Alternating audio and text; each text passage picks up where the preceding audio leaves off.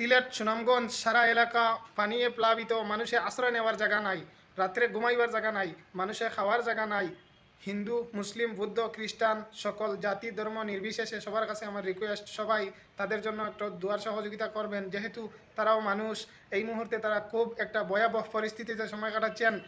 টানা কয়েকদিন থেকে খুব বৃষ্টিপাত হচ্ছে, সাথে আমাদের ভারতবর্ষের একটা ফারেক্কার বাঁধ ছেড়ে দিয়েও তাদেরকে অনেক কষ্ট দেওয়া হয়েছে। সেই জন্য এইখানে অনেক মানুষ হিন্দু মুসলিম বৌদ্ধ খ্রিস্টান আছেন, যাদের ছোটো ছোটো বাচ্চারা গরু ছাগল হাঁস মুরগ মুরব্বী বুজুর্গ মা বাবারা সবাই কিন্তু এই সময় কষ্ট উপভোগ করছে। যার কারণে দেখে এই পরিস্থিতিটা আর সহ্য হলো না, তাই ভিডিও বানালাম আমি আজকে। দেখুন, আজকের ভিডিওটা হবে সকল জাতি ধর্ম নির্বিশেষে সবার কাছে একটা অনুরোধ, সবাই কিন্তু মহান আল্লাহর কাছে দুয়ার সাহায্য চাবেন এই মুহূর্তে, যাতে তাদেরকে এই সমস্যার পরিস্থিতি থেকে আল্লাহ পাক হেফাজত রাখেন। এই পরিস্থিতিটা দেখে কারো মনে সহ্য হবে না। আপনি যদি একটু নিশ্চয় মানবতা আপনার ভিতরে থাকে, তাহলে এই পরিস্থিতি দেখার পরে আপনার চোখের মধ্যে জল আসবে। কারণ আমাদের ফারেক্কা, ভারতবর্ষের ফারেক্কা নদীর বানটা ছেড়ে দিয়েও তাদেরকে এই ভয়াবহ পরিস্থিতি, এই সময়টা তাদের কাটাতে হচ্ছে। টানা কয়েকদিন থেকে বাংলাদেশে আবার খুব বৃষ্টিপাত হচ্ছে, সেই কারণে আমরা সবাই তাদের জন্য দোয়া করব। আপনারা দেখতে পাচ্ছেন ভিডিওর অবস্থা, কী অবস্থা হয়েছে বাংলাদেশের মানুষের। ছোটো ছোটো বাচ্চা মানুষের গামলার মধ্যে নিয়ে বসাইয়া পানির উপরে মানুষের বাচ্চার যান রক্ষা করছে।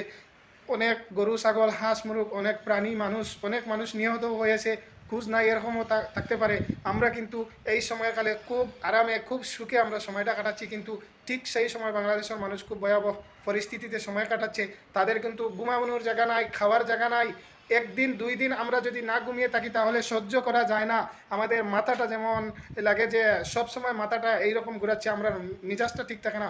ঠিক সেই সময় বাংলাদেশের মানুষ ছোটো বুড়া জওয়ান বাচ্চারা সবাই কিন্তু এই কঠিন পরিস্থিতিতে সময় কাটাচ্ছে। আমরা অবশ্য কিছু দিয়েও যদি তাদেরকে সাহায্য করতে না পারি, আমরা দোয়া করবো আল্লাহ পাক যেন খুব শীঘ্রই তাদেরকে এই মুসিবত থেকে হেফাজত করেন। এখানে কোনো জাতি ধর্মের কোনো কথা বলা হয় নাই। আমি চাচ্ছি এখানে সকল স্তরের সকল ধর্মের সকল জাতির মানুষে এই সময়ে কষ্ট উপভোগ করছেন। তাই হিন্দু মুসলিম বুদ্ধ খ্রিস্টান সবাই আমাদের কর্তব্য, আমরা যাতে তাদেরকে হেফাজত করতে পারি।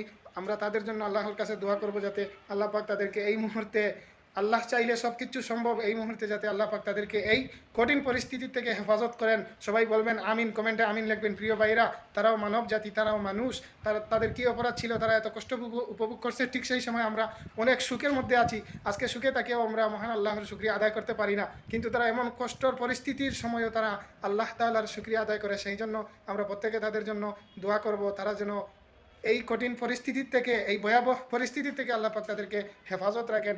আপনারা দেখুন অবস্থা, ভিডিওর এই অবস্থাগুলো দেখে নিশ্চয় আপনার মনে অনেক দুঃখ লাগবে, কারণ আপনারও ঘরে ছোটো বাচ্চা বয়স্ক মা বাবা থাকতে পারেন, কিন্তু তারা এই সময়ে খুব ভয়াবহ একটা পরিস্থিতিতে সময় কাটাচ্ছে।